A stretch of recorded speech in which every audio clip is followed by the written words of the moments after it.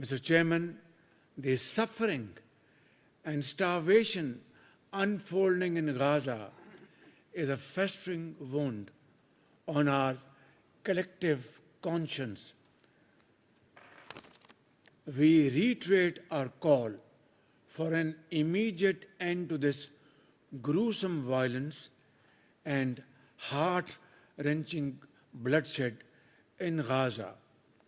Pakistan has consistently supported the UN-mandated two-state solution, that is, the creation of an independent state of Palestine with pre-1967 borders and Al-Quds al-Sharif as its capital.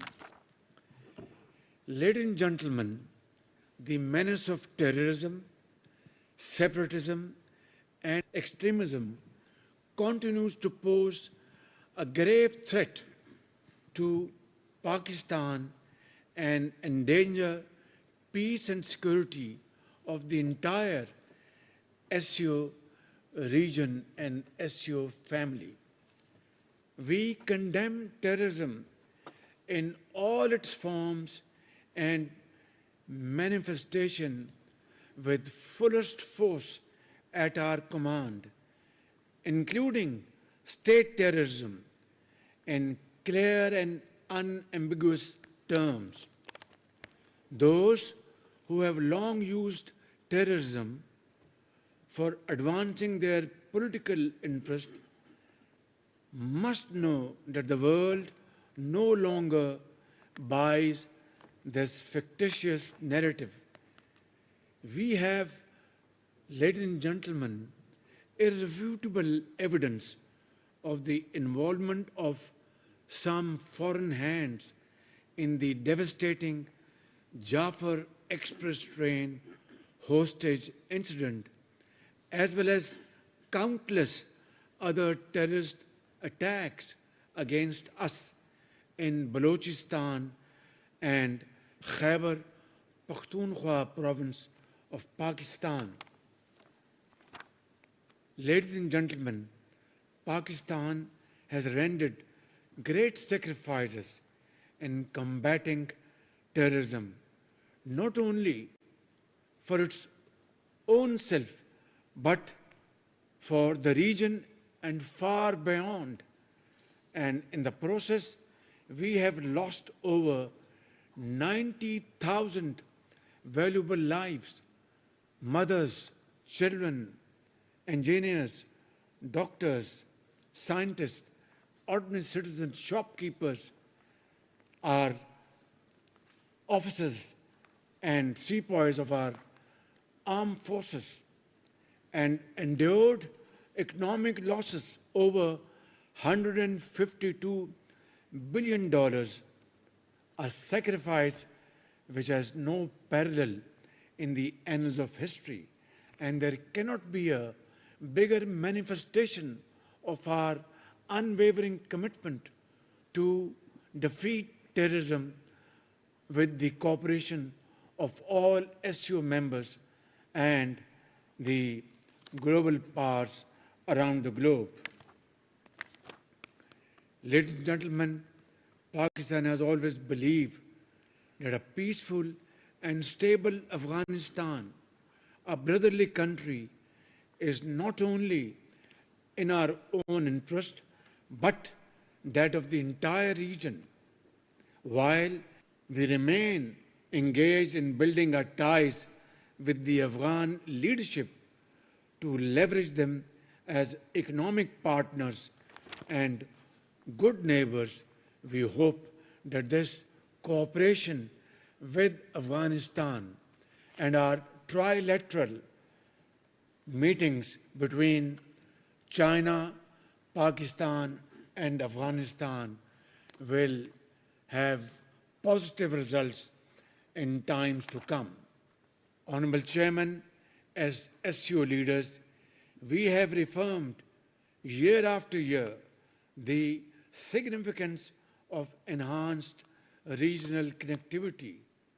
This requires efficient land, air, and rail transport corridors to ensure reliability of supply chains, expansion of the China-Pakistan Economic Corridor, the flagship project of the Belt and Road Initiative, can serve as a practical demonstration of SU's vision for regional connectivity and economic integration.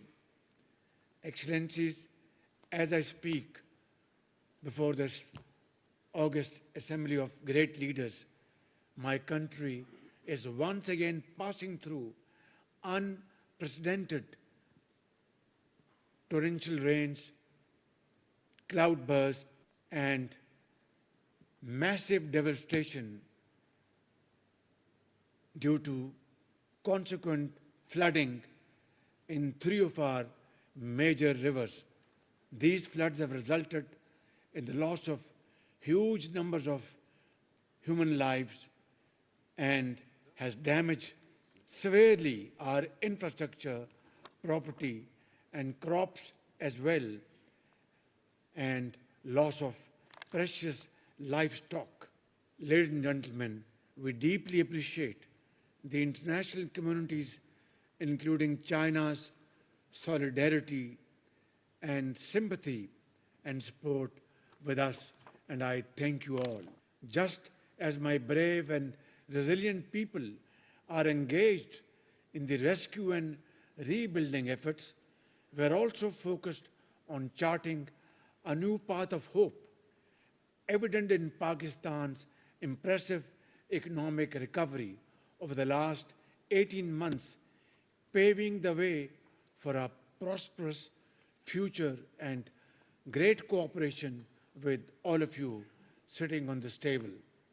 Our economic transformation plan is founded on three pillars: to expand our trade through export-led growth; two, to explore new avenues for foreign investment in infrastructure, agriculture, AI, IT, mines and minerals, and energy, and to encourage innovation and research and development; and thirdly, to enhance revenue generation through comprehensive tax reforms in Pakistan under my watch like never before. Ladies and gentlemen, we are empowering our youth because youth is our challenge.